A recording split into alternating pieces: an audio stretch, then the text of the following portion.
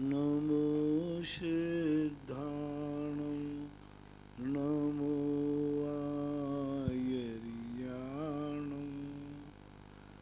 नमो वज्रायाणं नमो लोये सव्यसाहूर्णं। पंच परमेष्टि भगवान की जय। आचार्य श्री गुरुवर कुंद कुंद महाराज की जय। आचार्य श्री गुरुवर विद्यासागर महाराज की जय। परम पूज्य निर्यापक श्रवण मुनि श्री सुधा सागर जी महाराज की जय। परम पूज्य मुनि श्री महासागर जी महाराज की जय। नमोस्तु गुरुवर। अंकित जैन भोपाल। गुरुवर नमोस्तु। महाराज जी, इनकी जिज्ञासा है कि शास्त्रों में कहा है कि जिन गृहस्थ के घर में मुनिराजों के चरण नहीं पड़ते हैं वह घर शमशान के बराबर कहा जाता है।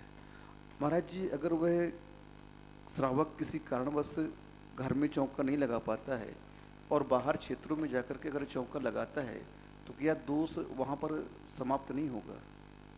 हमारे यहाँ दो प्रकार का श्रद्धान होता है, एक मानसिक और एक कायिक। यदि मुनियों के प्रति हमारी मन से श्रद्धा है, अटूट श्रद्धा है, उनके प्रति हमारी भक्ति है, लेकिन किसी कारणवशात उनकी आहारचर्या आदि तुम नहीं कर पाते, तो वह व्यक्ति दोष का भागीदार नहीं है। उसके घर को हम स्मशान घाट नहीं कह सकते। ये उनके लिए विशेष रूप से कहा गया जो इस प्रकार की चर्या आदि के लिए उपयुक्त नहीं समझते, उनके लिए। दूसरी बात है कि हम जब कृत, सबसे पहले कृत करना चाहिए, पूरी ताकत लगाना चाहिए, प्रयास करना चाहिए। मकान लेते समय, बनाते समय विचार करना चाहिए कि हमारा मकान मंदिर से कितनी दूर है और मंदिर में साधु संत आते रहते हैं, तो क्या साधु संत हमारे घर तक आ सकेंगे? मकान का प्लाट लेते समय, मकान के समय ये विचार करना चाहिए। हर जैनी को ये विचार करना चाहिए, उस समय करना चाहिए।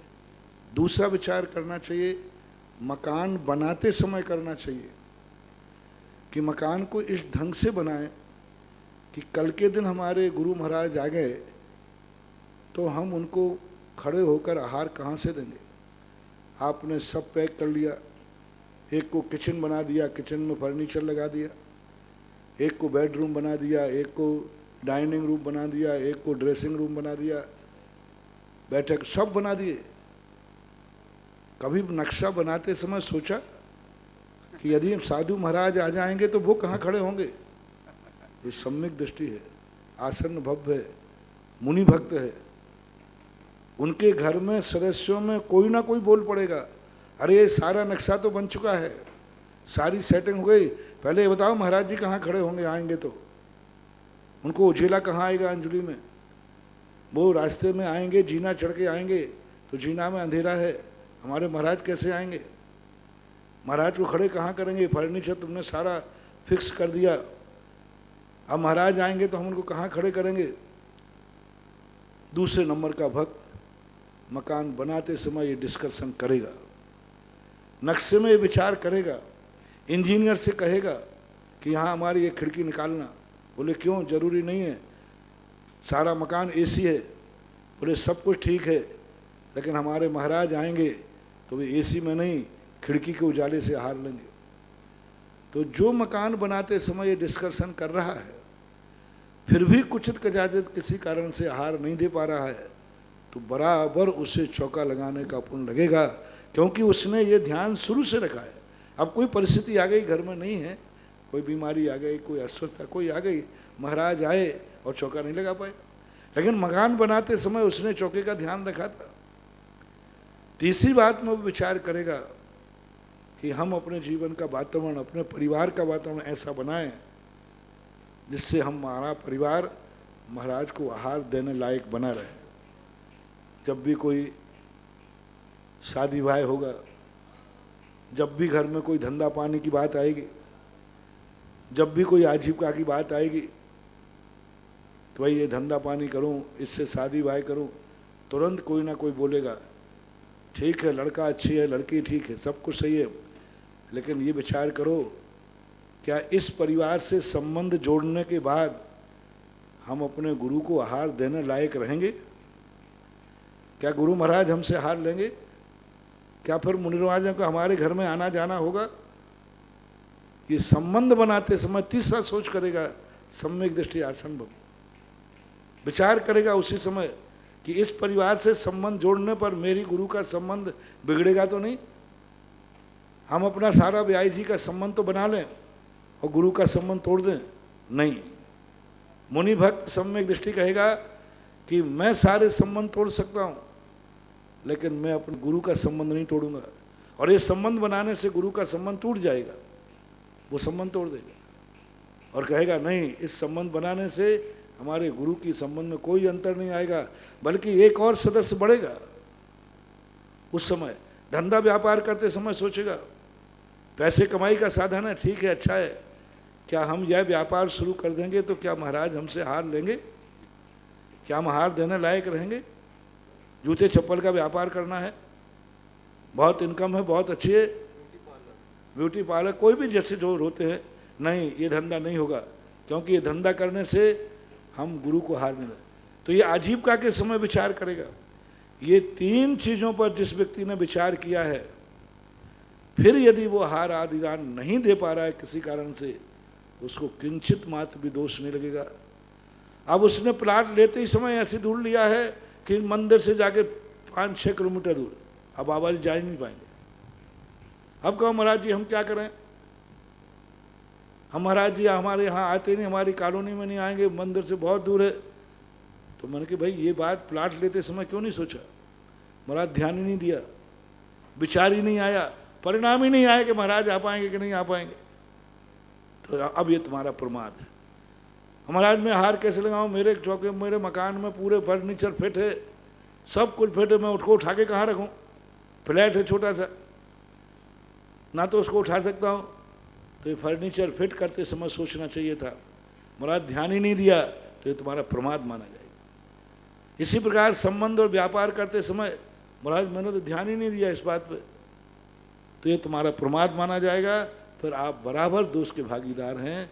बाकी जैन दर्शन भाव प्रधान दर्शन है, प्रमाद प्रधान नहीं।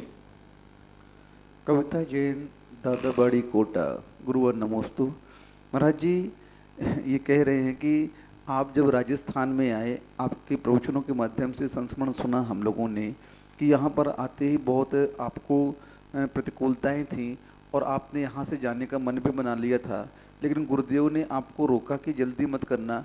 तो महाराज जी आचार्य जी को अवधि ज्ञान था कि वो जानते थे कि यहाँ के वातावरण में आप ही एडजस्ट हो पाएंगे? अवधि ज्ञान तो मैं नहीं कहूँगा, लेकिन उनको हो सकता है अपने शिष्य पर विश्वास हो कि वो जरूर उनको ठोक पीट के ठीक कर लेगा। कभी कभी क्या होता है, कोई स्थान पे कोई डेंजर स्थान होता है तो बड़े बड़े ऑफिसर बैठ के सोचते हैं यहाँ किस एसपी की ड्यूटी लगाई जाए। जो होते हैं ना कोई डेंजर स्थान, तो वहाँ अरे भाई इसको मानो किस एसपी को वहाँ भेजा जाए, क्योंकि वहाँ कुंगार है। तो हो सकता है आचार्य सिंह ने बोले इसको, क्योंकि हर बार आचार्य सिंह कहते हम जब भी तुम्हारी शिकायत करें महाराज जी यहाँ ऐसा है, यहाँ ये चर्या है, यहाँ ऐसी चर्या है, यहाँ अजमेर का श्रीफल नहीं आ रहा है, यहाँ तो धड़े के श्रीफल धड़े के श्रीफल आ रहा है अलग अलग। तो आचार्य जी मुझे मालूम है। अरे भाई मालूम क्या है, मुझे मालूम है। और दूसरा शब्द क्या कहें, इसलिए तो भेजा है। अरे मन की ये और आफत है, कोई भी शिकायत करो तो आचार्य जी कहते मुझे मालूम है इसलिए तो भेजा है। अब क्या जवाब दूँ? यानी उनकी बुद्धिपूर्वक वो कह रहे हैं कि मुझे मालूम है कि वहाँ का वातावरण ऐसा है इसलिए तो भेजा है। यानी इसलिए भेजा है कि इसी को तो सुधारना है।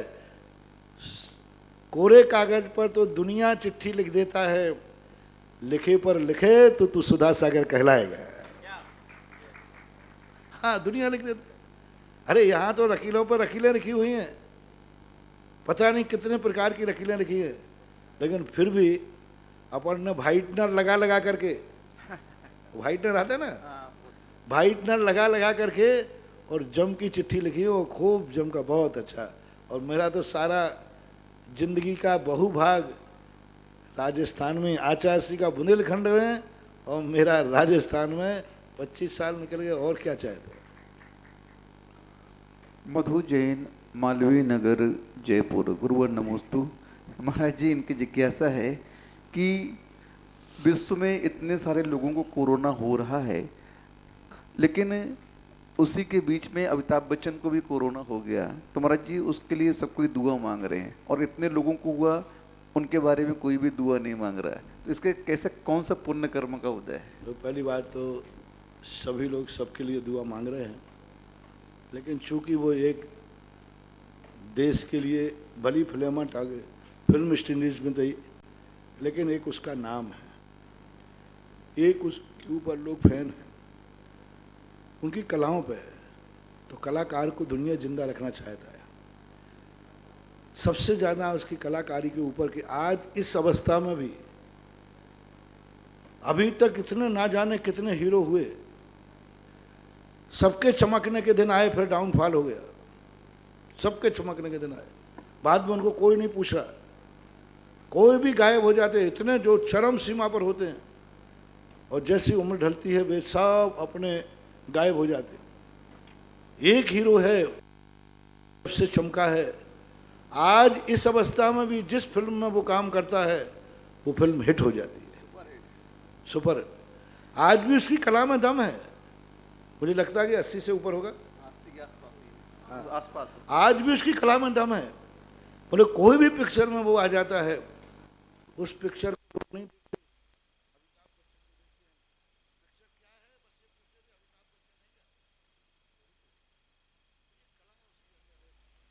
तो बड़े बड़े लोग आए, आपके ड्रीम गर्ल जिसे कहते थे आप,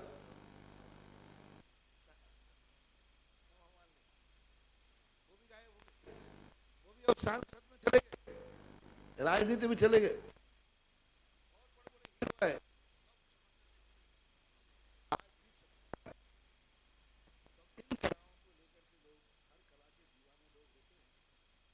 अपने अपनी दीवानगी का इजहार करते हैं।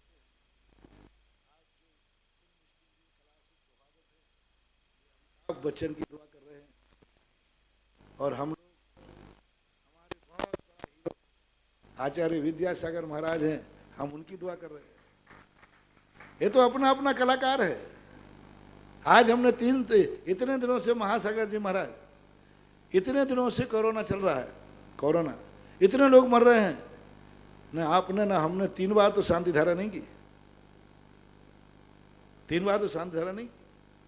लेकिन जब आचार्य श्री की बारी आई, उनकी अस्वस्थता की, उनको कोरोना नहीं है, तो आज अपन के मन में भाव आया, अपन 3 बार शांति धारा कर रहे हैं, तो क्या दुनिया में लोग मर रहे हैं, उनके लिए क्यों नहीं की? तो एक श्रेष्ठता देखी जाती है। आज धर्म के शिरोमणि, धर्म के उच्चासन पर बैठने वाले, आदर्श की ऊंचाइयों को छूने वाले आचार्य श्री के ऊपर थोड़ा सा भी विकल्प आता है तो सारा मुनि भक्त समाज, सारा विश्व थर थर कांप जाता है। महाराज जी, आचार्य श्री के स्वास्थ्य जैसे खराब आपने बोला, तो बहुत सारे क्वेश्चन हमारे पास आए हैं इस मामले में कि आपके मुख से ऐसा कौन सा मंत्र हम लोग उच्चारण करें कि आचार्य श्री का स्वास्थ्य लाभ जल्दी हो जाए? देखो, बहुत सारी बातें ऐसी होती हैं जिनका प्रचार नहीं किया जाता, क्योंकि बड़े लोगों की भैयावृत्ति बहुत सावधानी से की जाती है। कई बार बड़ों लोगों के संबंध में ज़्यादा प्रचार करने से हमन को नुकसान हो जाता है। सारी दुनिया में उनका हल्ला उठ जाने के बाद पता नहीं वो क्या कदम उठा ले, क्या कर ले। बहुत भैयावृत्ति करना हंसी मजाक मत समझो। भैयावृत्ति ऐसे गुप्त तरीके से की जाती है, ना तो भैयावृत्ति वाले को पता चले, ना भैयावृत्ति से उसको पता चले, ना दुनिया को पता चले। और हमारे आचार्य श्री का एक बहुत बड़ा संवेदनशील है, उनके लिए मेरे पास भी प्रश्न आए, मैंने हर प्रश्न को गौण करता गया, क्योंकि मुझे आचार्य श्री को स्वस्थ करना है, हमें आचार्य श्री को निरोग करना है। दुनिया को फील्ड पर उतारने की अपेक्षा मैं खुद ही फील्ड पर उतर गया ना। दुनिया से माला फिरवाने की अपेक्षा मैंने खुद फिर ली। दुनिया की 1 करोड़ माला और मेरी एक माला 1 करोड़ से भी ज्यादा भारी है। तुम्हारी 1 करोड़ मालाएं तुम फेरते थे, शायद वो नहीं, क्योंकि और मैं जो माला फेरूंगा वो 1 करोड़ माला से भी बहुत महत्वपूर्ण होगी। तुम 1 करोड़ शांति धारा करवा लेते, और मैं एक बार भगवान के चरणों में पूरी गुरु के नाम पर माथा झुका दूं तो तुम्हारी 1 करोड़ मालाओं से भी ज्यादा चमत्कार इस माथे से हो सकता है। क्योंकि हम द्रव्य गुण पर्याय तीनों को जानते हैं। शांति धारा की महिमा जो मैं जानता हूं, क्या तुम जानोगे? तुम तो मैं बताऊंगा तो जान जाओगे, तुमने खुद तो नहीं जान पाओगे ना। मैं कहूंगा कि शांति धारा की महिमा है तो आप कहोगे महाराज ने कहा है, लेकिन मैं तो स्वयं जान रहा हूं कि शांति धारा महिमा है। मैं नहीं कह रहा हूं कि ये महिमा हमारे लिए किसी ने कही है, मैं खुद जान रहा हूं कि इस बीजाक्षर में क्या शांति धारा है। तुम्हारे आज बीजाक्षर पढ़ोगे, कोई पूछे कि भाई इस बीजाक्षर में क्या शक्ति है, तुम कहो भैया मुझे तो मालूम नहीं महाराज।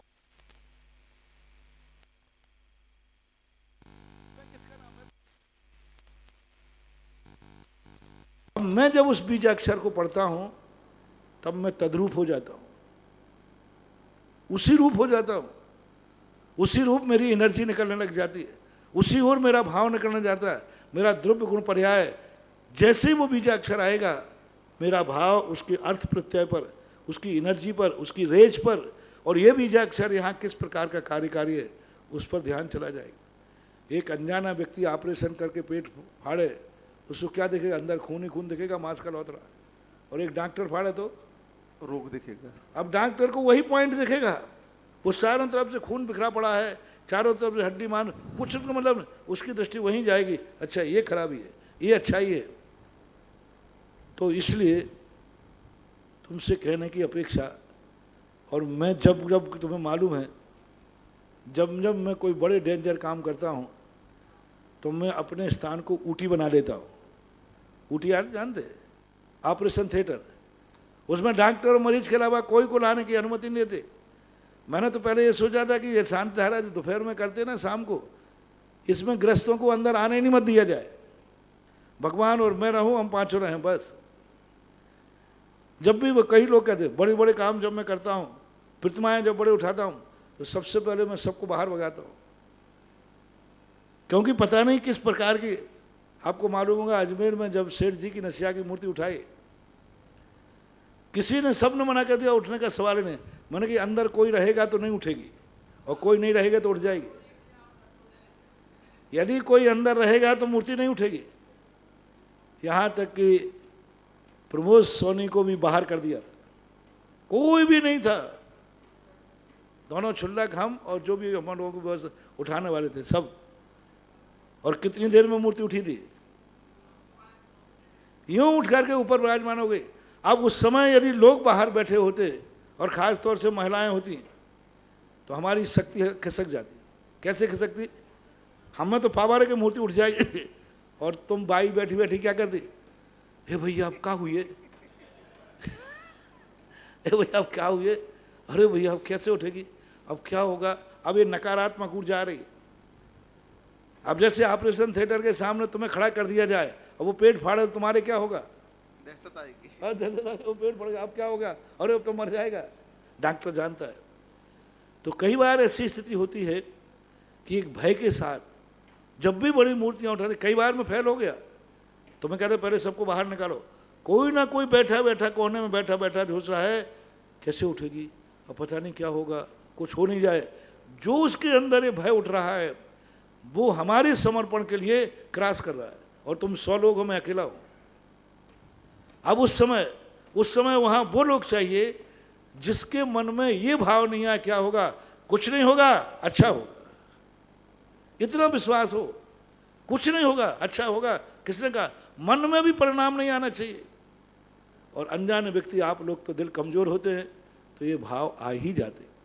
अब जैसे मैं यहाँ के ऊपर बात सोच भेजूँ तुम्हें कि इस बार स्वास्थ्य में सब माला फेरो, हे भैया पता नहीं क्या होगा, जरूर बहुत सीरियस बात है। तभी तो महाराज ने कही ए भैया आप भरा चुका हुई, क्या हो, अब माला तो फिर रहे हैं और क्या हो रहा है, दुख दुख। और हमारे पास क्या है, अभी मेरे से जितनों ने पूछा, मैंने कि मेरे आचार्य श्री कुछ नहीं रह सकते, मुझे आचार्य श्री पे भरोसा नहीं है, मुझे अपने पुण्य पर भरोसा है कि मेरा पुण्य है कि अभी मेरे ऊपर छाया रहेगी गुरु की। तो अब बोलो, अब आचार्य श्री तो आचार्य जानो, मैं क्या जानूं, लेकिन मुझे अपने पुण्य पर भरोसा है। हर साधु मेरे पास समाचार भेजता है, हर व्यक्ति कह रहा है, मैं सबसे एक ही कह रहा हूँ, विकल्प मत करो, बहुत अच्छा होगा, ठीक होगा, गड़बड़ होने का सवाल ही नहीं। तो अब ये विश्वास तो मैं ही जगा सकूंगा अपने अंदर, तुम्हारे अंदर तो मैं जगा नहीं सकता। इसलिए मैं खुद ही इस बात के ऊपर जो कुछ करना है कर रहा हूँ। आप लोगों को पता चल जाए तो आप लोग करो, क्योंकि मेरे मुख से निकलते ही आपके मन में भय की एक रेखा खिंच जाएगी और एक अलग ढंग का प्रचार प्रसार हो जाएगा, और उसका रिएक्शन क्या होगा वो मैं तुमसे बोल नहीं सकता। इसलिए जो चल रहा है चलने दो, अपन भावना भाव, अपने आचार से बहुत जल्दी बहुत अच्छे बहुत स्वस्थ हो जाएंगे। श्रीमती पूनम जैन ग्वालियर, गुरुवर नमोस्तु। महाराज जी ये कह रहे हैं कि आपका आशीर्वाद चाहिए कि जैन मिलन एक राष्ट्रीय संस्था है जिनके माध्यम से सामाजिक और धार्मिक कार्य संचालित होते हैं, बहुत बड़ी संस्था है ये। और इसका ये कोई कार्यक्रम अभी लॉकडाउन में किसी ऐप पर उनके राष्ट्रीय अध्यक्ष सुरेश जी ऋतु जी कर रहे हैं, तो ये चाहते हैं महाराज जी हम घर में ही वीडियो कॉलिंग के माध्यम से वो कार्यक्रम कर रहे हैं जो धार्मिक प्रचार का, युवा युवकों को जैन मिलन के माध्यम से धार्मिक युवा युवकों को जोड़ने का प्रयास। तो महाराज जी ये आपका आशीर्वाद चाहते हैं कि हमारा कार्यक्रम ये सफल आपकी हो। मर्यादा में है, क्योंकि हमारी मर्यादा के ठीक नहीं है आप जो कर रहे हैं, क्योंकि संस्थाएं कभी कभी कार्य तो करती हैं लेकिन कार्य की तरफ कम ध्यान देती हैं, अपने विज्ञापन और प्रचार पर ज़्यादा ध्यान देती हैं। और मेरा कहना है कि कार्य से संस्था का नाम प्रचारित हो, संस्था के नाम से कार्य का प्रचार ना हो। कुछ करें, ऐसा आप कर रहे हैं वह कार्य ही आपको लिए प्रचारित करेगा, क्योंकि अक्सर कर लोग जिस संस्था में चले जाते हैं वह कार्य वह संस्था करती है तो अच्छा है, वही कार्य दूसरा करती है तो उनको खुशी नहीं होती। मैंने ऐसे पदाधिकारी देखे जब वो उस पद पर रहते हैं तब बहुत गुणगान करते उस संस्था का, ये करना चाहिए वो करना चाहिए, पद से हट जाते हैं तो मीटिंग में भी नहीं आते। जिन जिन संस्थाओं से, जो बड़ी बड़ी संस्थाओं से अध्यक्ष पद पर हट जाने पर वो अध्यक्ष पद पर नहीं आते, कभी नहीं आते, उनको मतलब ही नहीं, पद पर थे। बड़ी बड़ी संस्थाएं, तीर्थ क्षेत्र कमेटी में ऐसे बड़े बड़े पदाधिकारी बन गए, जैसे ही पद पे हटते हैं वो मीटिंग में नहीं, मीटिंग के सदस्य हैं, सब कुछ हैं, लेकिन नहीं आते। उनको अब कोई तीर्थ से मतलब नहीं, वो पद पर थे तब तक तीर्थ क्षेत्र था, तब तक चर्चा करते थे, तब मेरे पास आते थे, महाराज तीर्थ बचाओ, शिखर जी बचाओ, गिरनार जी बचाओ, ये करो वो करो। और जैसे उनके चुनाव काल खत्म होते ही मीटिंग में नहीं आते वो, भाई अभी भी तो शिखर जी तुम्हारी है। नहीं, उनको शिखर जी से मतलब नहीं है, उनको पद से मतलब है। बड़े बड़े लोगों को मैंने हर संस्था के पदाधिकारियों को, जब वो पदों पर रहते हैं बड़ी बड़ी बातें करते हैं, समाज में ये होना चाहिए, समाज में ये होना चाहिए, ऐसा करना चाहिए, और ये कर रहा हूँ, मैं ये कर रहा हूँ। और जैसे ही पद से अलग हो जाएंगे उसके बाद दूसरा बनते ही उसका सहयोग करने भी नहीं आते, सदस्य हैं तो भी नहीं आएंगे। मैं कह रहा हूँ कि तीर्थ क्षेत्र कमेटी में जितने लोग पदाधिकारी पदों से रिटायर्ड हो जाते हैं, रिटायर होने के बाद यदि वो कार्यक्रम में मीटिंग करें तो नए पदाधिकारी के लिए बहुत बड़ा संबल मिल सकता है। लेकिन उनको संस्थाओं से मतलब नहीं है, आप कार्य करें, अच्छा है। किसी संस्था विशेष के लिए मैं यहाँ से कोई घोषणा ज़्यादा करता नहीं हूँ, कार्य के लिए मेरा आशीर्वाद है, संस्था से हमें कोई मतलब नहीं है। पिंकी जैन कासलीवाल, राधा निकुंज मानसरोवर, जयपुर, गुरुवर नमोस्तु। महाराज जी इनका कहना है कि जो शादी विवाह होते हैं उनके लिए जो कुंडली मिलान होता है, मुहूर्त मिलान होता है, तो वह आवश्यक है क्या? होना चाहिए, क्योंकि शास्त्रों में तीर्थंकरों के भी जन्म कुंडली आदि का प्रचार किया गया। उनके सारे लग्नों के आदि में लिखे गए। मेरी दृष्टि से ज्योतिष के अनुसार इस बात पर विचार होना चाहिए, मिलान होना चाहिए। जैसे आपने कहा था कि कुछ तिथियां ऐसी होती हैं जिन पर मुहूर्त नहीं देखा जाता है, तो उन पर वो शादी- श्रद्धा का विषय है, वो प्रैक्टिकल नहीं है। वो धुएं में लाठी है, तुक्का मिला के लग जाए, क्योंकि वो श्रद्धा इतनी बलवती हो जाती है, इतनी बलवती हो जाती है कि वहाँ श्रद्धेय के प्रति समर्पण होता है, तिथि गौण हो जाती है। तो हैं कुछ ऐसे दिन सफलता, तो वो श्रद्धा का विषय है। लकी जैन दिल्ली, गुरुवर नमोस्तु। महाराज जी, इनका कहना है कि गुणवान और धार्मिक जीवन साथी पाने के लिए हमें क्या करना चाहिए? गुणवान और धार्मिक जीवन साथी पाने के लिए हमें क्या करना चाहिए? गुणवानों की संगति करो। अच्छा, गुणवान शादी ढूंढो, गुणवान हो। पहले तो देखो तुम्हारे में गुण है कि नहीं, तुम्हारे में भी गुण है कि नहीं, तुम भी धार्मिक हो कि नहीं। स्वयं धार्मिक हो और गुणवान हो तो चिंता मत करो, दुनिया में कहीं ना कहीं तुम्हारी जोड़ीदार जन्म चुका होगा। अब खोजने की आपको ज़रूरत है कि वो कहाँ है, लेकिन कहीं ना कहीं तो होता है। परम पूज्य निर्यापक श्रमण मुनि पुंगव श्री सुधा सागर जी महाराज के पावन चरणों में जिनवाणी चैनल और सुधा कलश चैनल के माध्यम से देख रहे देश विदेश के सभी श्रावक श्रावकों की ओर से कोटिशः नमोस्तु नमोस्तु नमोस्तु गुरुवर। महाराज श्री आपके आशीर्वाद से चंद्रोदय तीर्थ, तपोदय तीर्थ और भी तीर्थों पर बहुत सारी योजनाएं चल रही है। आज चंद्रोदय तीर्थ के लिए एक असीमकालीन भक्तामर विधान की घोषणा की है। स्वर्गीय ज्ञानी चंद जी जैन बजाज की स्मृति में श्रीमती सुशीला देवी, मातेश्वरी, सुनील, संजय, शरद, सुषमा, सपना, संध्या एवं समस्त बजाज परिवार अशोकनगर और तपोदय तीर्थ क्षेत्र की जो विभिन्न योजनाएं हैं, बड़े बाबा के स्वर्ण का कार्य होना है वेदी में, उसके लिए 5100 रुपये की राशि गुप्त दान के रूप में घोषणा की गई है। और तपोदय तीर्थ क्षेत्र पर जो असीमकालीन भक्तामर विधान चल रहे हैं, उस भक्तामर विधान के लिए 51,000 रुपये की राशि से वर्ष में एक दिन अपने परिवार के नाम से विधान करने का सौभाग्य प्राप्त किया है। दिव्यांश आशीष कुमार जैन 6 वर्ष अहमदाबाद के जन्म दिवस के उपलक्ष्य में आशीष, नीलम, दिव्यांश, जिनेन्द्र, राजकुमारी एवं समस्त जैन परिवार ललितपुर हाल निवासी अहमदाबाद गुजरात। और जो भक्ति कलश परम पूज्य श्री के आशीर्वाद से यहाँ स्थापना चल रही है, उस भक्ति कलश में एक भक्ति कलश विराजमान करने का सौभाग्य प्राप्त किया है। महेंद्र, अंजू, अर्पण, मोक्षिका जैन, गोपाचल पर्वत, ग्वालियर मध्य प्रदेश। और एक भक्ति कलश श्रीमती छोटी देवी, पदमचंद जी, प्रमिला जी, जितेंद्र जी, गंगवाल परिवार ब्यावर। तो आप सभी के दान और पुण्य की अनुमोदना और भी जिन लोगों की भावना यहाँ पर एक भक्ति कलश अपने परिवार के नाम से बिठाने का सौभाग्य प्राप्त करना चाहें, हमारे कार्यालय में आप सूचना दें और आपके परिवार के नाम से एक भक्ति कलश यहाँ विराजमान जरूर करें। महाराज श्री, पहली जिज्ञासा है मांगरोल से नमिता जैन की। नमोस्तु महाराज श्री।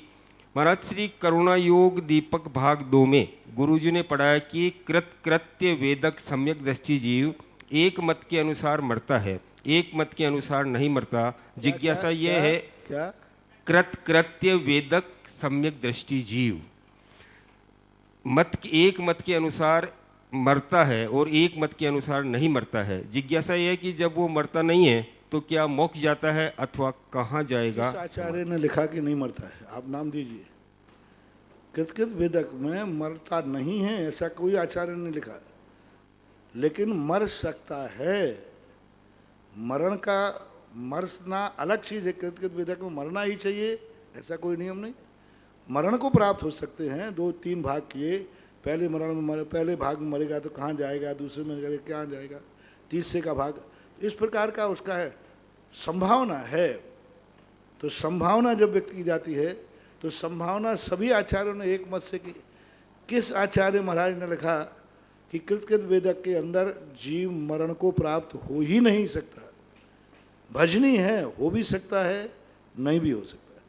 थोड़ा आचार्यों का नाम भी दिया करो, किसने निषेध किया, किसने समर्थन किया। अगली जिज्ञासा सरला जैन पराशिया की है। महाराज श्री, नमोस्तु गुरुवर। मेरी शंका है, गति बंध और आयु बंध में क्या अंतर होता है? कृपया समाधान। बहुत बार मैं बता चुका हूँ। गति बंध निरंतर जो अपने परिणामों की चलती है, गतिबंध एक समय वर्ती भी बंद होता है। गति एक समय में बंद कर रहा है दूसरी गति का, दूसरी समय में दूसरी गति कर रहा है, तो ये पर अंतर हो सकता है। लेकिन आयु बंध एक अंतर मुहूर्त तक निरंतर बनती है और एक बार बंधने के बाद वो आयु पलटती नहीं है, उसकी स्थिति अनुभाग कम हो सकते हैं। ऐसा आज परम पूज्य श्री के आशीर्वाद से श्री महेंद्र कुमार जी, श्रीमती मंजुलता जी छाबड़ा, जयपुर छाबड़ा परिवार की ओर से एक भक्ति कलश की स्थापना यहाँ की गई।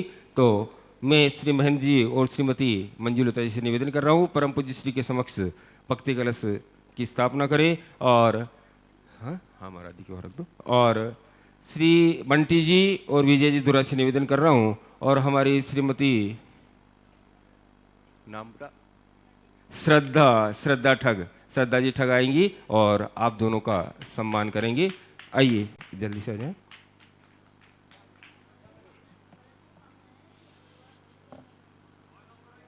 बड़ा कलश बनाया। अच्छा, मैं सोच रहा कि बड़े कलश ही हो जाए। ये कह रहा है ऐसा आशीर्वाद दो कि हमारा चतुर्मास भी स्थापित हो कहीं। भाई इनके चतुर्मास स्थापना की भावना भाई है, इनके चतुर्मास का कलश कौन कौन स्थापित करेगा वो सोच लो।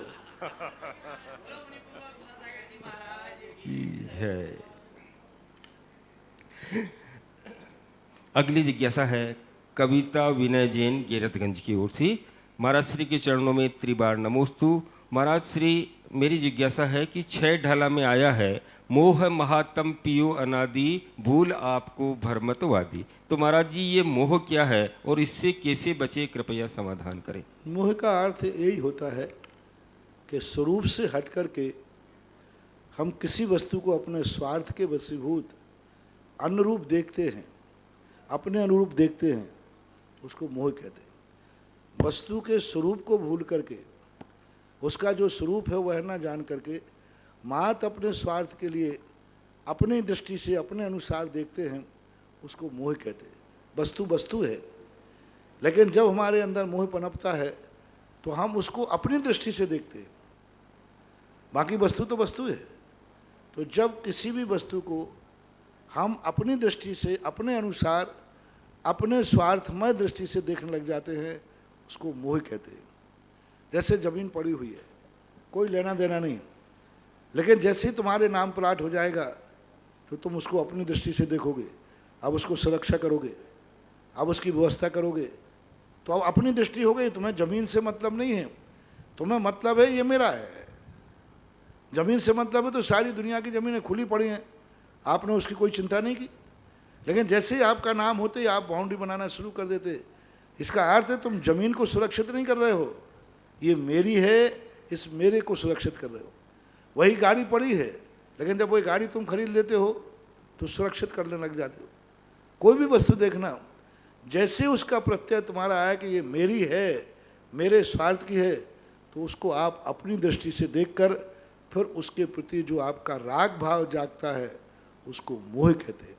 और अपने और पराये का भेद किए बिना जो वस्तु की सुरक्षा का भाव कहलाता है वो धर्म कहलाता है, और वो एक प्रकार का प्रकृति प्रेम कहलाता है जो मोह के अंतर्गत नहीं आता।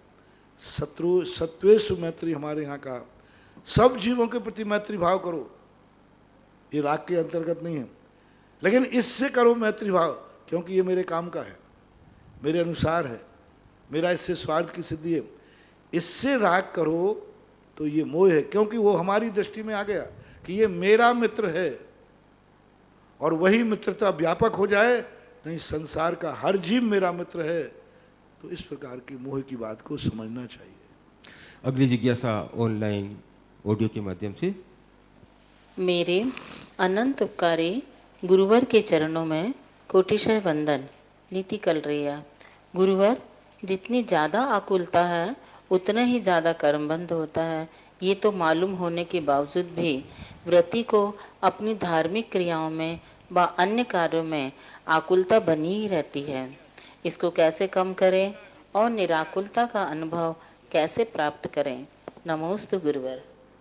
वस्तु स्वरूप विचार खुशी से सब दुख संकट सहा करें। आकुलता के पहले वस्तु का स्वरूप चिंतन करना पड़ेगा, और जब वस्तु का चिंतन होगा तो हम आकुलता से बचेंगे। और निराकुलता का परिणाम छह ढालाकार ने कहा, आत्म को हित है सुख सो सुख, आकुलता बिन कहिए। आकुलता शिव माही न तात। आपके प्रश्न का उत्तर निराकुलता के, आकुलता शिव माही न तात, तात शिव मग लाग्यो चाहिए। यानी शिव मार्ग, मोक्ष मार्ग की जो आपकी क्रियाएं बताई गई हैं, उन क्रियाओं में अधिक से अधिक समय व्यतीत करने पर आकुलताएं कम होती हैं। जिस निमित्त में आप रहते हो, निमित्त यदि विपरीत रहता है तो विपरीत, यदि हमारे सामने दुश्मन आ जाए तो शायद हमारे मन में जो परिणाम नहीं उठने वाला था वो द्वेष का परिणाम उठ जाता है। तो हमारा वातावरण भी हमें बनाना पड़ेगा। हम अपना वातावरण, यदि हम चारों तरफ का वातावरण निराकुलमय वातावरण बनाएंगे तो हम निराकुल होंगे। इसलिए तो आप लोगों को या हम लोगों को सबको धार्मिक क्रियाएं क्यों बताई? क्यों बताई? एक क्रिया, एक ही क्रिया काफ़ी थी ना। सुबह से उठकर कहा पूजा करो, फिर कहा बोले अभिषेक करो, फिर बोले बोले स्वाध्याय करो, फिर बोले आहार दो। अरे एक कोई काम बता दो ना। नहीं, एक काम में ज़्यादा देर मन नहीं लगेगा। इसलिए मन को लगाने के लिए उन्होंने 6 आवश्यक बता दिए। मन को लगाने के लिए हमें बहुत सारे कार्य बता दिए, क्योंकि मन बहुत चंचल है। थोड़ी सी ही छूट मिलते ही ये बाहर भागता है।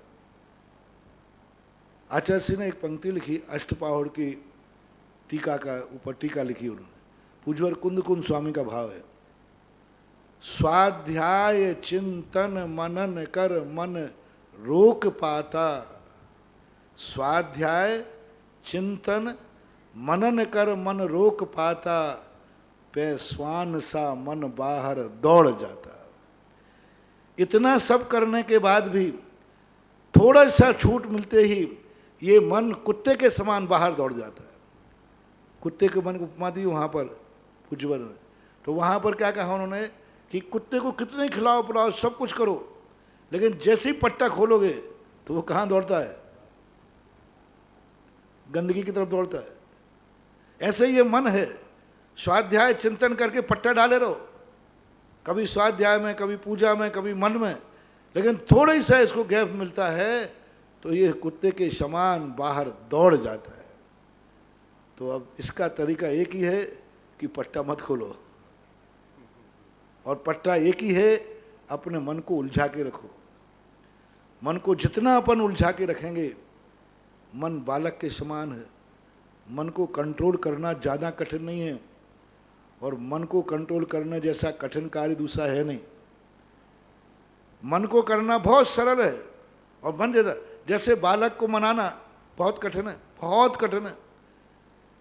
योगी को मनाना सरल है, योगी हट होता है प्रणाम पर्यंत। योगी को 3-4 हटें हैं, योग हट है, योग हट जाएगी। थोड़ा सा विनती करो, विनम्र करो, प्रार्थना करो, उनके जय जयकार करो, नमोस्तु करो, बाबा जी मान जाएगा। पाए लागे बाबा जी, बस खुद बाबा जी। स्त्री हट कही, स्त्री हट बहुत जल्दी उतर जाती, थोड़ी उसकी प्रशंसा कर दो, ओहो साक्षात अप्सरा तो आप ही हो, बस इतने में उसकी कुछ प्रशंसा कर दो। उसने चाय बनाई, चाय भली नमक डाल दिया हो, ओहो आज तक मैंने ऐसी 7 स्टार में भी चाय नहीं पी, क्या गजब की चाय है। बस इतने में स्त्री ज़्यादा की, स्त्री का मन ज़्यादा नहीं होता। वो जो कार्य करे उसकी बस प्रशंसा भर कर दो, स्त्री हट माने। लेकिन छोकरा बच्चा जो है, इसको मनाना बहुत कठिन है और सबसे सरल है। बीरबल के बाद एक ऐसा आता है कि एक दिन बीरबल लेट हो गए। लेट होते ही राजा ने कहा क्यों लेट हुए? बोले साहब बच्चा रो रहा था, उसको समझाने में लेट हुए। बोले देश का मंत्री होकर एक बच्चे को नहीं समझा पाया, दुनिया को क्या समझाएगा? बोले साहब दुनिया को समझाना सरल है, बच्चे को समझाना कठिन है। बोले तेरा कौन सा बड़ा छोकरा है, बुलाए यहाँ लाओ मुझे। लाया। बोले तू कंजूस है, उसको दूध नहीं दिया होगा, दूध में शक्कर नहीं डाली होगी, खेल खिलौने नहीं दिए होंगे।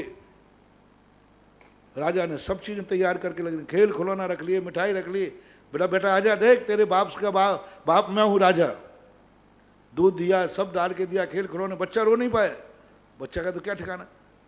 सब तरफ दूध पीला जा रहा है, इधर उधर देखता है, वो सामने हाथ। बोले राजा साहब पापा बाबा वो हाथी मेरे गिलास में लाओ। अब क्या करें? बहुत समझाया, बेटा गिलास छोटा है, हाथी बड़ा है, वो कुछ वो कौन समझे, ले आओ गिलास में लाओ। सुबह से शाम हो गई, राजा ने कहा ये तो मामला गड़बड़ है, दुनिया यही कहेगी काय का राजा है, जो एक बच्चे की आंसू नहीं पहुंच पाया वो दुनिया के क्या पहुंचेगा। बीरबल भी तिनक गए, बोले राजा साहब आप एक बच्चे को चुप नहीं कर पा रहे, आंसू पहुंच पाया, दुनिया क्या पहुंचोगे।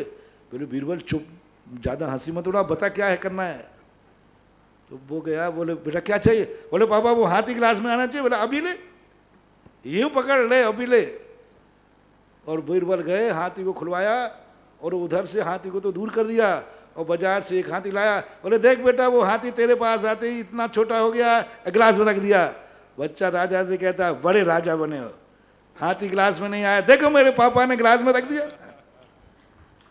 बोलो बच्चे को समझाना कठिन है कि सरल? बच्चे को समझाना जैसा कठिन कार्य नहीं और बच्चे को समझाना सरल कार्य नहीं। ये मन बच्चा है, इसको समझाना सबसे कठिन है और थोड़ी सी कला आ जाए तो इसको समझाना सबसे सरल है। इसलिए मन को उलझाओ, अशुभ से हटाकर शुभ में लगाओ और कहीं उलझ जाएगा वो सब भूल जाएगा। यही तरीका है। अगली जिज्ञासा पुनः ऑडियो के माध्यम से। पंचायत गोता नसिया अजमेर द्वारा महर्षिराज के चरणों में त्रिबार नमोस्तु। गुरुदेव आपके परम भक्त परिवार एवं नशिया व्यवस्थापक श्री मुकेश जी गंगवाल की माता श्री का 3 दिन पूर्व दिन में स्वर्गवास हो गया था। जिस दिन स्वर्गवास हुआ उस दिन सुबह से ही उन्होंने बोल दिया अब इस संसार से मुझे जाना है और अपने सारे परिग्रह का त्याग कर दिया, अपने शरीर के सारे जेवर खोल दिए और अपने पुत्र श्री मुकेश जी गंगवाल से बोला मेरा लोकर्स का सारा जेवर सबको बांट देना, दान कर देना, मैं कोई बोझ लेकर नहीं जाना चाहती। दिन में 2:15 बजे मुकेश जी से बोली मुझे कुल्ला करा दे और भक्तामर का पाठ सुना दे। पाठ सुनकर माला फेरते फेरते बोली अब मैं जा रही हूँ और अपनी देह त्याग दी। गुरुदेव हम सब सदस्यों की जिज्ञासा है कि मृत्यु के पहले ऐसे आभास क्या दर्शाता है, उनकी माता श्री के इस तरह की देह को कौन सी गति प्राप्त होगी, इस तरह के मरण को हमें क्या समझना चाहिए। और अंतिम समय में आपके दर्शन की बहुत इच्छा थी और 19 तारीख को उनका यहाँ विधान भक्तामर विधान भी था, कृपया जिज्ञासा का समाधान कीजिए गुरुदेव। किसी भी चीज़ का आभास होना एक शुभ संकेत कहलाता है और आभास होना उतना शुभ नहीं है, लेकिन आभास होने के बाद जो उन्होंने त्याग की बात कही, जो उन्होंने दान की बात कही, वह महत्वपूर्ण है। आभास तो पापी को भी होता है, आभास तो दुर्गति वाले को भी होता है, लेकिन उसमें त्याग और धर्म की भावना नहीं आती। उन्होंने जो त्याग की भावना कही, दान आदि के भाव किए, यही भावना बताती है कि वह भाव या स्थितियाँ उनकी सदगति का उपयोग परिणाम है और नियम से देवगति जब आयु बंद हो जाती है तभी इस प्रकार के परिणाम आते हैं, अन्य आयु बंद होने पर ऐसे परिणाम नहीं आते। अगली जिज्ञासा श्रीमती दीपिका जी गदिया अजमेर की ओर से। परम पूज्य गुरुवर के चरणों में कोटिशः नमोस्तु नमोस्तु नमोस्तु।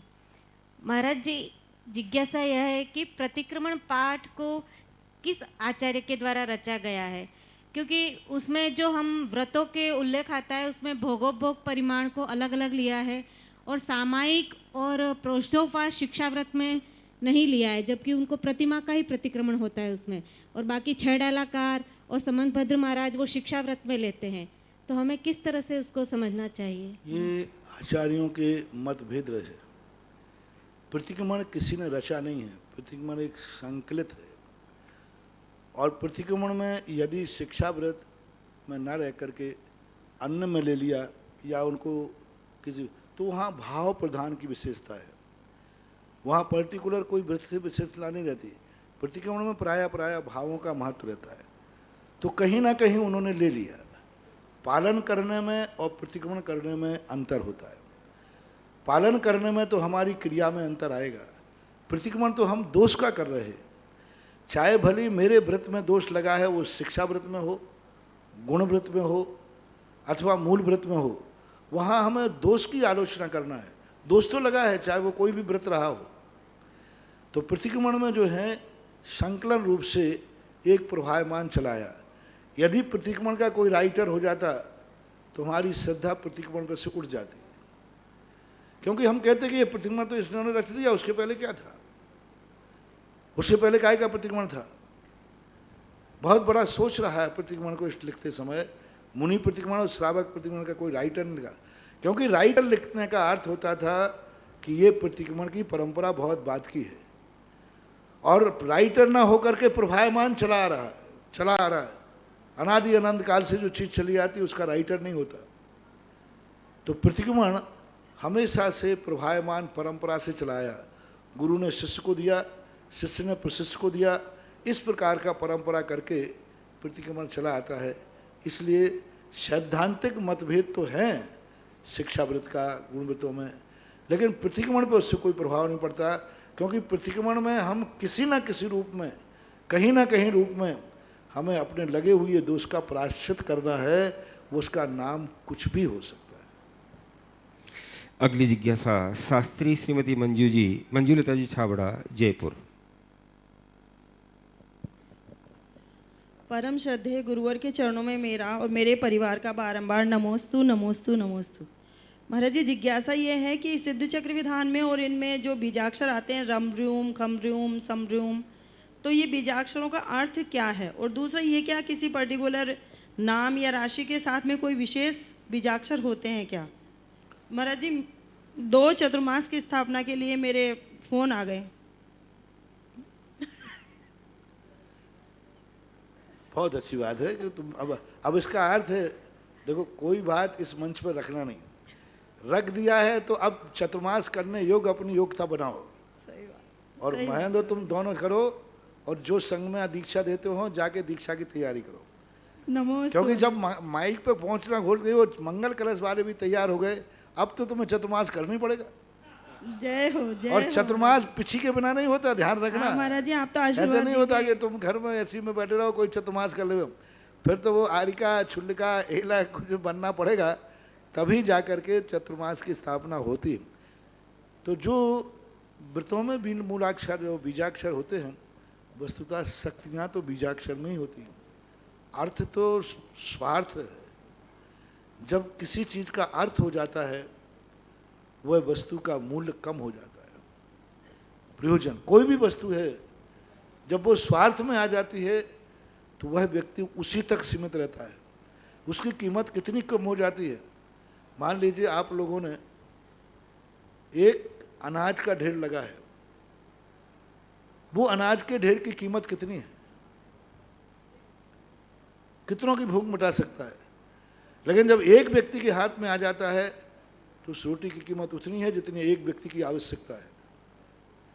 जब तक वो व्यक्ति के हाथ में नहीं आए तब तक उस रोटी में बहुत शक्ति है, कितनों की भी भूख मिटाए, लेकिन जैसे तो हाथ में आती है वो एक व्यक्ति हो जाती है। तो बीजाक्षर अर्थ को लेकर नहीं चलते, वे अर्थ फेरने वाले के ऊपर आधारित होता है कि जो माला फेरने वाला है वो कैसा है, वो कौन है, वो क्या इन बीजाक्षरों को अपने अनुकूल बना सकता है, क्या उसमें समर्थ है, और वो किस भावना में उपयोग कर रहा है।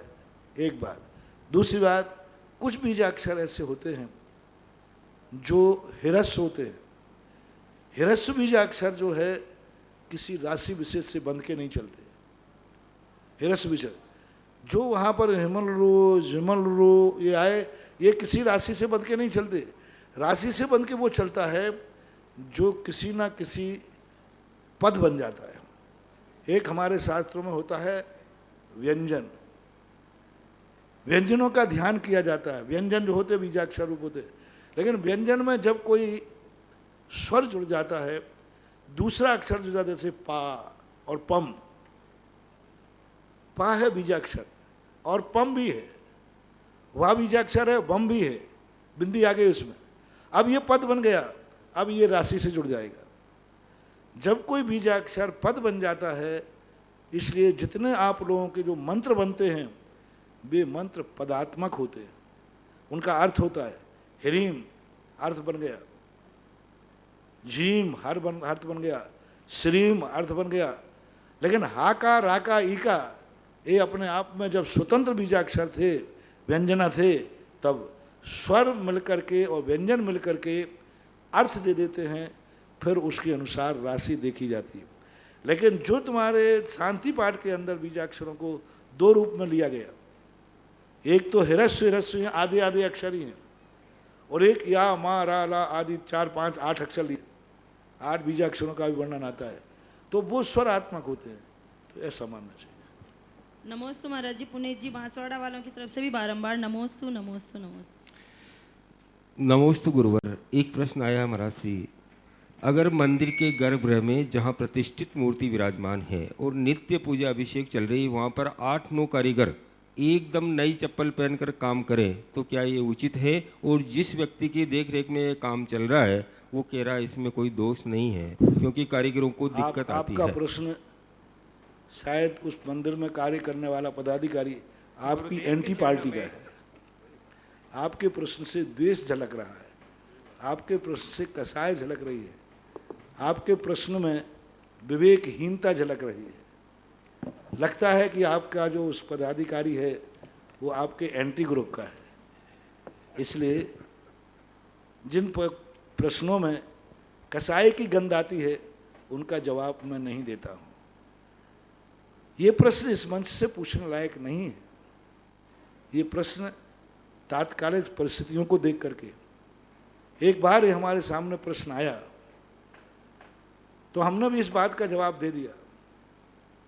मजदूर लोगों ने आकर के बताया, बोले महाराज जी आपके अनुसार यदि मैं कुछ नहीं पहनता हूँ तो हमारे पैरों की दशा क्या होगी, हमारी जिंदगी का क्या होगा, हमारे पैरों का, आपके तो मंदिर की पवित्रता रह जाएगी, हमारी जिंदगी का क्या होगा।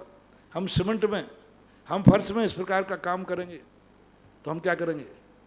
मजदूर से पूछो, बिना चप्पल के छत ढालना है उसको, बिना चप्पल के फर्श बिछाना है उसको, उसके पैर कट जाएंगे, उसको जुकाम हो जाएगा, उसकी ज़िंदगी खत्म हो जाएगी। एक तुम्हारे 100-500 रुपये के कारण से वो 8 दिन बीमार हो जाए। और मैंने खुद देखा। अब क्या करोगे? फर्श क्यों लगवा रहे हो आप? या तो फर्श मत लगवा दीजिए, खुदा है तो फोड़ा रहने दीजिए, या मजदूर के प्राण लेना है क्या?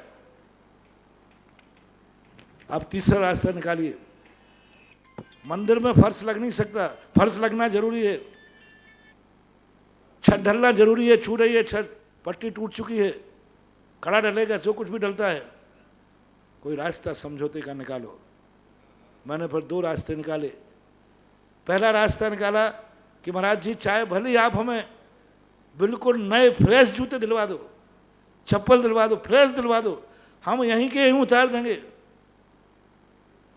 हम कहीं बाहर पहन के नहीं जाएंगे। आप कपड़े के जो कुछ भी करना हो आप करा दीजिए, प्लास्टिक के जो भी करना हो, नंगे पैर तो काम नहीं कर पाएंगे। तुरंत मेरे मन में भाव आया। पहले तो मैंने कहा बात ठीक कह रहे लोग। तुरंत मन में आया कि प्रश्न करने वाला कोई मूर्ख फोटो उतारेगा तो उसमें ये नहीं लिखा रहेगा कि मंदिर के जूते हैं कि बाजार के जूते हैं। वो तो यही देखेगा, देखो मंदिर में महाराज जी के रहते हुए जूते पहनकर काम हो रहा था। अब मेरी खोपड़ी तो थोड़ी चल जाती है, क्योंकि कोई यही कहेगा कि वो ये थोड़ी उसमें लिखा रहता है ये मंदिर के जूते हैं। फिर पहनने में तो जूते ही दिखेंगे, और फोटो निकाल कर कहेगा देखो भाई मंदिर में प्रतिष्ठित मूर्ति के सामने एक कार्य चल रहा था। फिर मैंने उसको कहा ऐसा करो, ऊपर से प्लास्टिक बांध लो। तो प्लास्टिक बंधवा करके उनके पैरों की सुरक्षा की और मंदिर का फर्श लगवाया गया। तो थोड़ा विवेक से काम करो। ऐसे प्रश्न करते समय कई बार मजबूरियां होती हैं। नीचे बैठ करके एक कैलेंडर में हम 100 गलतियां निकाल सकते हैं, लेकिन एक कैलेंडर बनाने के लिए दे दिया जाए तो एक कैलेंडर में हम 100 गलतियां निकाल देंगे, लेकिन बनाने बैठ जाए तो एक तुम्हारी माँ, तुम्हारी पत्नी रोटी बनाती है, सब्जी बनाती है, उसमें तुम 100 गलतियां निकाल देते हो। एक दिन तुम रोटी बना के दिखा दो थोड़ा। कौन सा नाश्ता बनाओगे, हिंदुस्तान का कि पाकिस्तान का? और दूसरे की बनाई बनाई में 17 नुक्स निकालो, ऐसा है ऐसा है। तो ये पद्धतियाँ थोड़ा समझा करो महानुभाव। तात्कालिक परिस्थितियाँ देखो। मुझे विश्वास है भारत देश में कोई भी कमेटी पदाधिकारी अपने मंदिर और भगवान का अभिनय नहीं कराना चाहता। आज भी मुझे विश्वास है कोई पदाधिकारी नहीं चाहता कि मंदिर का अभिनय हो। मंदिर थोड़ा तुम पदाधिकारी बन के देखो और उस समस्या का समाधान करके देखो, तो आपको इसका समाधान खुद मिल जाएगा।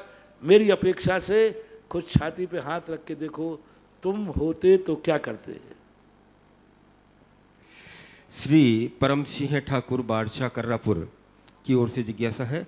गुरुवर नमोस्तु। हे महाराज श्री, हमने आपके ऑनलाइन आशीर्वाद से बोरिंग करवाया था तो उसमें अच्छा जल निकल आया। महाराज श्री, आपने कल पेड़ लगाने का उपदेश दिया था तो हमने आपके नाम से 25 पेड़ लगा दिए हैं, तो अब उन 25 पेड़ों की सेवा करने का भी आशीर्वाद दीजिए। हाँ, वो जिंदा रख के छोड़ के जाना है, ध्यान रखना। लगाना तो बहुत सारे लग जाते हैं, लेकिन उनको अपनी उम्र तक जिंदा रखना है। जितनी उम्र तुम्हारी शेष है उनको जिंदा रखना है, और यदि वो जिंदा रखे रहे तो हमारा नाम भी थोड़ा वो पेड़ रह जाएगा, तुम्हारा भी रह जाएगा। जिंदा रखना सबसे बड़ी चीज़ है। एक बच्चे को जन्म देना उतना कठिन नहीं है जितना बच्चे की जीवन व सुरक्षित करना, उसको पैर पे खड़े करना, उसको जिंदगी देना। एक पेड़ लगाना उतना महत्वपूर्ण नहीं है जितना पेड़ को जीवन दान देना, उसको सुरक्षित करना, उसको इतना बड़ा हो जाए कि उसे पानी की ज़रूरत नहीं रहे। बरसात का ही पानी वो इतना ले ले वे कि साल भर उसकी ज़िंदगी जी जाए, तो कम से कम 5-7 साल तक उसको बच्चे के समान मेहनत करना पड़ेगी, तब वो जीवित रह पाए।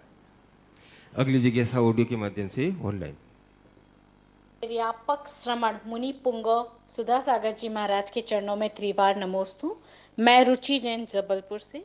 महर्षि, मेरी ये जिज्ञासा है कि अपसर्पणी काल में 14 कुलकर और 14वें कुलकर से प्रथम तीर्थंकर का जन्म होता है।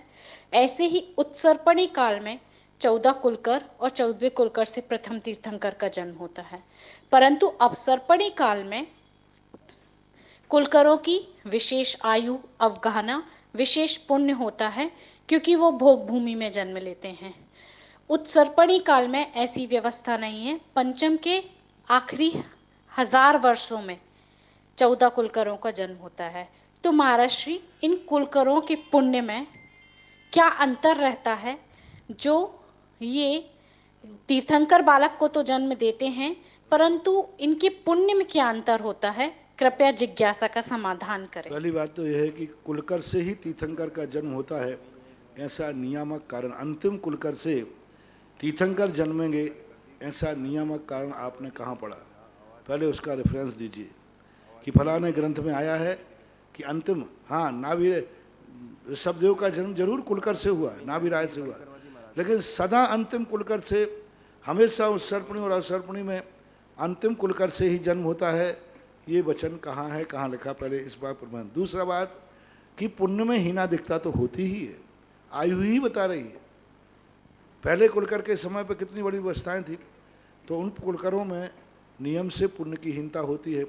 और उत्सर्प और चौथे काल के, तीसरे काल के कुलकरों में और पंचम काल के कुलकरों में भली उत्सर्पणी का हो, बहुत अंतर है। एक की 20 साल, 25 साल, 30 साल, 100 साल इनकी उम्र होती है, बराबर इनमें अंतर होता है। जितने जितने बाद का कुलकर होते हैं अवसर्पणी में, उतने उतने का पुण्यहीन होता है। इधर उत्सर्पणी में बाद के कुलकरों का पुण्य वृद्धि को प्राप्त होता है। यानी उत्सर्पणी का अर्थ है सबका पुण्य बढ़ना। पहले कुलकर से ज़्यादा पुण्यात्मा दूसरा, दूसरे से तीसरा, चौथा, और अवसर्पणी काल का पहले की अपेक्षा दूसरे का हीन, ऐसा होता होता उत्सर्पणी और अवसर्पणी सभी में लगाना चाहिए। तीर्थंकरों के पुण्य में कमी आती है। उत्सर्पणी के तीर्थंकर एक के बाद एक पुण्यहीन होते जाएंगे, आयु आदि से बहुत आयु कम होती जाएगी, और उत्सर्पणी आएगा तो आयु बढ़ती हुई जाएगी। तो ऐसा मानना चाहिए। आज की जिज्ञासा समाधान का समय यहीं समाप्त होता है। बोलिए परम पूज्य निर्यापक श्रमण मुनि पुंगव श्री सुधा सागर जी महाराज की जय। समस्त मुनि संघ की जय। जिनवाणी के ज्ञान से सूझे लोकालोक, सुवाणी मस्तक धरूं सदा देत हूँ डोक। ही